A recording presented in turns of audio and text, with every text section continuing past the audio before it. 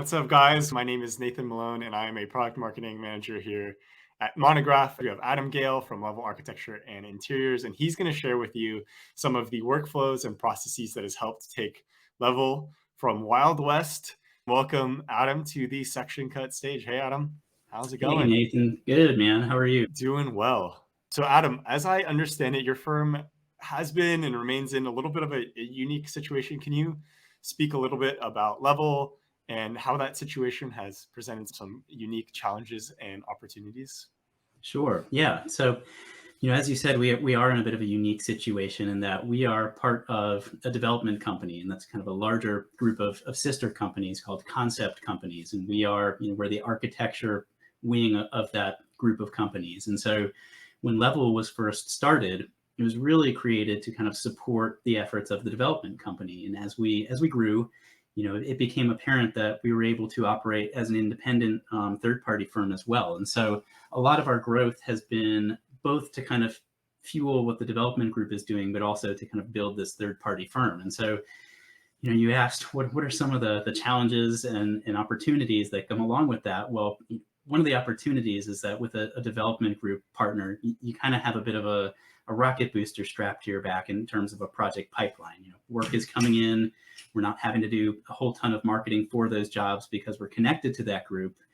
Although, one of the challenges that comes with that is establishing that third party identity. And so, we oftentimes get questions of, well, your group has a construction company attached to it. If we bid on a job coming from you guys, aren't they just going to get it? And the truth of the matter is most of the jobs we do third party, they don't even bid. So there's a lot of kind of establishing our own identity that had to happen.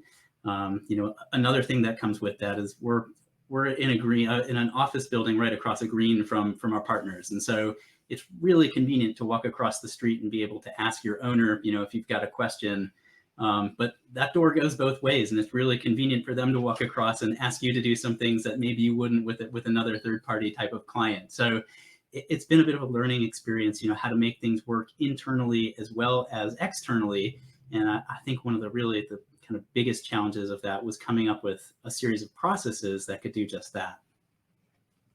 Yeah, no, and then let's talk about that. So you guys are kind of setting out on your own. How would you characterize like the beginning of this journey when you first started to think about practice ops? Like where were you at? What was the Yeah. Wild West? Paint that Oh picture man, for us. yeah. So it was the Wild West, and to give you a little bit of background information, when I joined Level, I think I was maybe the eighth or ninth person, and so how we got from 1 to 9 was two people who kind of started with the development group, and then as we started getting jobs, as we started taking on this third party work, in a series of about 6 months, we went from 2 people to 8 or 9 people, and so it's just kind of this rapid fire assimilation of talent and people and ideas. And when I came on board, I think one of the first things I asked is, all right, well, where's the template file? What's the process for this? And I got one of 2 answers. And answer 1 was just kind of throwing your hands up in the air and like shoulder shrug. Answer 2 was that of the 4 people I asked, everyone had a different answer, and maybe it was the way they had done it at a previous firm. Maybe it was just kind of something they had come up with, but there wasn't really that sort of consistent voice. And so that was the light bulb moment of, okay, we need to get some processes together to be able to scale, because what worked when we were a 2-person company, wasn't going to work as a 8 or a 9-person company. And so I think the biggest challenge was that at this point too, we'd kind of marked a shift from our internal private work into our external public work, where our internal client had been like 80% of our work, 100%, 80%, and we were crossing a threshold where they were becoming the minority of our work. And so we don't have the luxury of being able to walk across that green to ask the question. We actually had to have kind of a conduit for asking questions, for getting information, and a series of processes that worked with third party, but that also could work for the rest of the work that we're doing in-house as well. So I think, in that light bulb moment, the light bulb that came on was that how do we generate basically an end product that is consistent? And so whether it's a job that I'm working on, or that one of that point in time, one of the other 8 people in the firm, that it would look like it was a Level Architecture and Interiors project, no matter who we were doing it for, what the project typology was, but that there was kind of a consistent language with a consistent set of, architectural grammar, if you will, to go behind that. So that was kind of the aha moment. And then I will say there was another moment that arose at the start of the pandemic where we were forced to work remotely. And so it was not only kind of a test of some of these processes that we had put into place, but it was also another aha moment of we need to scale these to be able to work remotely. We need to be able to work asynchronously. We need to engage possibly some contract workers and figure out how to make this work again. So when we're back in an office, which we are now, it works just the same as if somebody's working in front of a computer at their own home. So I think that was kind of the big realization. There's a lot that went on in between then and now, and I know we'll get into that here. Yeah. So thanks for painting that picture. I know, like, for anyone who may have answered in this survey, like, hey, I'm in the Wild West right now. How did you guys go about figuring out what areas to really start to ramp up some of your processes? Because obviously there's a lot of things that you can start to tackle, but you need to start somewhere. Yes, that's a great question. And I think, one of the hardest things in kind of creating these processes is finding that jumping off point of where to start. Because I know for us, there was so much we wanted to tackle that it was really daunting and overwhelming of kind of, well, what do we do first? And so really, one thing that I really kind of hold true of how I operate is the 80-20 rule. I think, it's known as the Pareto principle. And in a business sense, it's that 80% of all outputs come from 20% of the inputs. And how I tend to internalize that, and specifically for the creation of processes, it's, what is the 20% that we can do that is going to get us 80% of the results or 80% of the way there? And so that was kind of the first point, is just identifying what are really the critical things that we need. And so you can't define what you need if you don't know what that end product was. And so I think part of our jumping off point was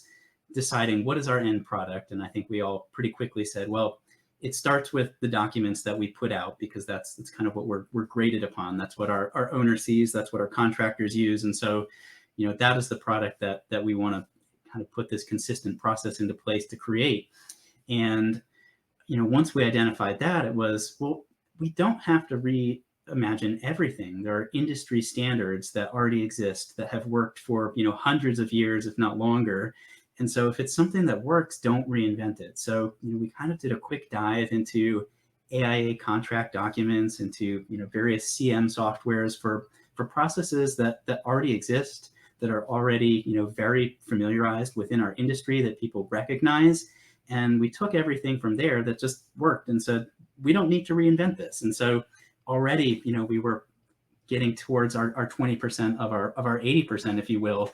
But then there were some pretty glaring needs beyond that. And, just kind of as a quick overview, it was really our Revit template. We do all of our work out of Revit.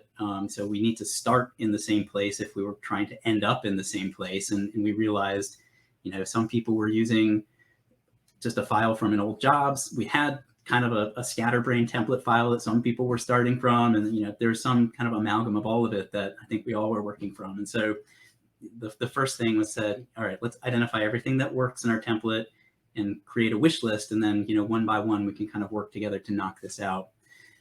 Similarly, our file structure was a little bit all over the place. And so we came up with a file structure that when we first rolled it out was like way overcomplicated, and we actually needed to revisit to kind of simplify, and we might still even need to take a third pass at that as well. But it was, people didn't know where to look for things, and on different projects, files were housed in different places. And so again, it's just kind of creating that base level of consistency where people know where to look for information. So if they don't know what the answer or the standard or the template or the process is, at least they know where to look. The next step that we took was to create a series of project management tools. And the reason that we did this, and we really feel at level that it's critical that everyone understands how a project works from the start to the end. And even if you're not touching the whole project, that you've got a general sense of where your piece fits in, and so that you understand how other people are needing to respond and react to that information. And I think it really serves twofold with our development group, because really we're just a small part of their larger process. And so it became really critical for us to identify a list of project management tools just to educate everyone in our office of no matter what you're doing, how it fits into a bigger picture somewhere. And so once we had identified all these big pieces, we kind of needed to come up with a rule guide for it. So we came up with an adventure guide, and that's our how-to manual. It's a survival guide for where to look for items. It houses all of our processes, and I mean, that is a work in progress for us. It's something that gets updated regularly. It's something that really, truly is kind of just in a draft form even right now, but it really sets all the ground rules and gives everyone all the information they need. So as we're looking for these things, there's always something to refer back to, so you don't end up in that like throw your hands up in the air, or point to someone else type moment. There's a place where someone can go back to get the information that they need. That's awesome. And so I guess you started with kind of that like base layer of process, but obviously it's been some time since then. What are some of like the big bets that you guys have had as far as continuing to build out this philosophy? Yeah. So the biggest thing was just making sure we had the right people to kind of staff all these positions that we needed, and that everyone was bought into, we're spending a lot of our time to create all of these things. And it's a lot of non-billable time, that we're going to hope to kind of make it up on the back end, if you will. And so it really takes buy-in, and we bet on our staff, we bet on ourselves, we bet on a lot of unpaid time to kind of get these processes in place. But then we've been able to put it into action and really test it and see how it's working. And, the software, our Monograph included, is something where we've really been able to test this. And so, with our template, it's taken a lot of back to the drawing board type stuff, or, oh, hey, this didn't go well on a certain project, so let's reevaluate it. But I think, one of the other areas where we've really been able to bet on ourselves and kind of take a peek is we've really peeled back the curtain for all of our staff. And, everyone has the opportunity to look at our contracts. And the reason that we do this, one, it's part of that kind of project management guide of how something fits into a process, but it also lets people see, the bucket of hours we have to actually do these tasks. And so it really helps hold people accountable, when they know that if our contract on this job, say is for $10,000, just to pick a round number, that means we can't spend an infinite amount of time on it and still be profitable as a company. And so I think it really helps kind of create the buy-in for these tools when we've created these processes, when we've created these tools for people to use, and then they use them and they see that, oh, I hit that bucket of hours that I needed to hit. And that goes all the way back to the contract. And that goes back to, you taking a leap of faith in me to kind of take these tools that you've created and try to use them as best as I can. And we've really seen some real gains come out of that. So I think that's a really rewarding moment where you can kind of see some of these things you've put into practice, and see the fruits of your labor. Yeah, there's two things that I think were really interesting there, of many interesting things. I think like one thing that we've been hearing today a lot is transparency, and even those who aren't touching every piece of the project to be able to be informed about it in its entirety. And then Yeah. I loved how you said kind of betting like non-billable time, unbillable time, like in reality, like building up practice ops takes that kind of bet. You know what I mean? It's scary, and a lot of firms, quite frankly, aren't willing to do that. Yeah, thanks for that answer. And I guess a couple things that I wanted to touch on as well, of course, is the technology piece. Mm-hmm. What are some ways that you're using software specifically to help make your job easier? And of course, I have a particular interest in Monograph, but if you could touch on that, Yeah. that'd be great. Sure. Well, I mean, there's really kind of three pieces of software that we really use to kind of drive these processes home. And one is Asana, one is Monograph, and then there is still kind of one piece of good old Microsoft Excel that we use, and we basically use it as kind of a calculator. But to kind of explain that process quickly, it's in Asana, we've got all of our projects, and that's where we've created that sort of project management roadmap. And so it's an outline of how to get from point A to point Z on a project. And it doesn't give you every single step, but it kind of prompts you of all of the questions that you should be asking along the course of a project. So, we don't ever want our project managers to just become these box checking robots. We want everyone to be thinking critically. And so we've kind of given this series of prompts so that they're asking these questions to move the project along. Similarly, in Asana, we've grouped our projects together in these portfolios that we can kind of manage, who's overloaded, who's got a lot of work going on. We can run reports when deliverables are due, that sort of thing. So there's a lot of surface level management just to make sure things are running smoothly, before anything really goes off the rails. And if we need to, we take that deeper dive. And so Monograph is where we start to take that deeper dive, where we're looking at utilization rates. We're looking at the real-time project health tracking. It's very nice to see that sort of dollar bar go across the screen. Of course, until it goes like way too far, it's not nice to see it then. But it lets us kind of take that surface level looking at projects and project health and dig deeper when we need to. And so, we don't ever want our project managers, our staff to feel like we're looking over their shoulders, and that's not what we use it for. We kind of use it as that, hey, this project seems like we're spending more time. Let's take a deeper dive into it, see what happened there. And so, sometimes it might be that one phase was really challenging.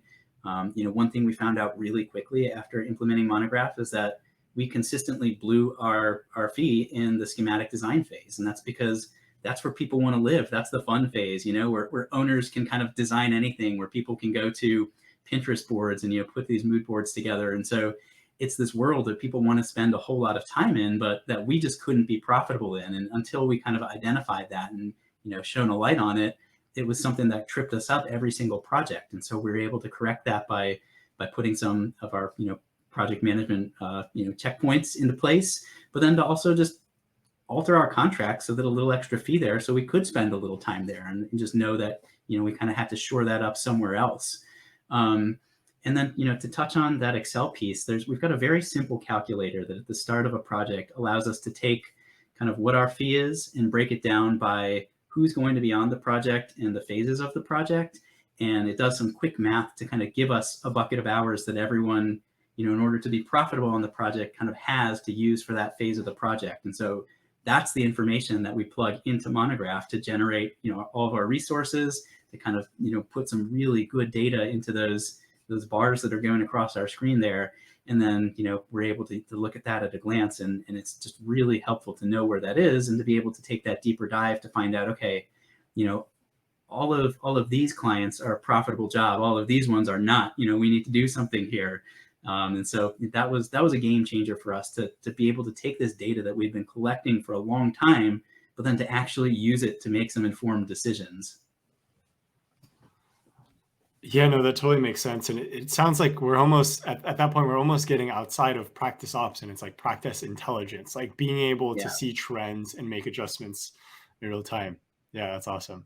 So we have we have 4 minutes left. We'll jump into some Q&A.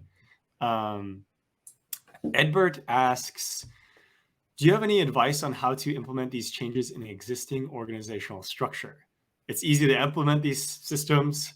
It is much harder to get adoption, to convince staff to actually use them. So how is that for you, I guess, like as you go through implementing these things? Yeah. So, I mean, it's true, right? It's really easy to identify when something's broken, but then, to kind of keep something healthy and live in it is really difficult. And so I think it was kind of twofold for us. And one was that, a lot of this is habit forming. And so you have to, you probably have to say something about 7 times, for it to sink in, for someone to actually hear it. And then once they've heard it, you have to be really consistent with how these things operate. And you have to do it day in and day out so that it becomes kind of habit and second nature. So where you're not even thinking about it anymore. And so doing that, it takes a lot of discipline and it takes a lot of commitment. And, we have a leadership team that was really committed to making sure that we were doing this. And, everything from logging our time, which everybody hates to do and just takes a piece of time, but it's something that in order to get, real data out of, we have to make that commitment to do it. And so part of that is having the right people who are going to buy into this, all these processes you're putting into place. And then part of it is having leadership kind of lead by example.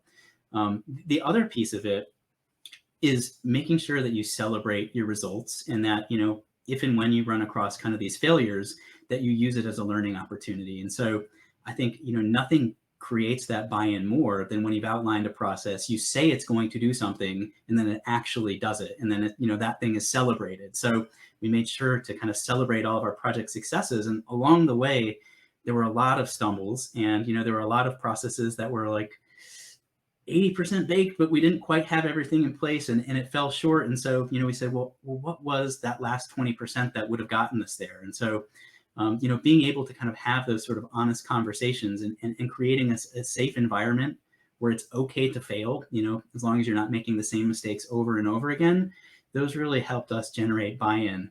And I'll also say that not everyone is going to be along for the ride. We did have some staff turnover along the way. I think it's kind of an unfortunate, piece of the growing process, and it's going to speak to who you have on staff, who is interested in being part of that ride. But I think the ones that see it through from beginning to end and kind of see the change as it happens, you create this sort of buy-in that's really impactful. Yeah, I think kind of what you're painting is a little bit more of, it's not necessarily just implementing all these processes and workflows, but it's like it's a culture shift that really needs to happen, kind of starting from the leadership and working on its way down. Adam, thank you so much for this conversation.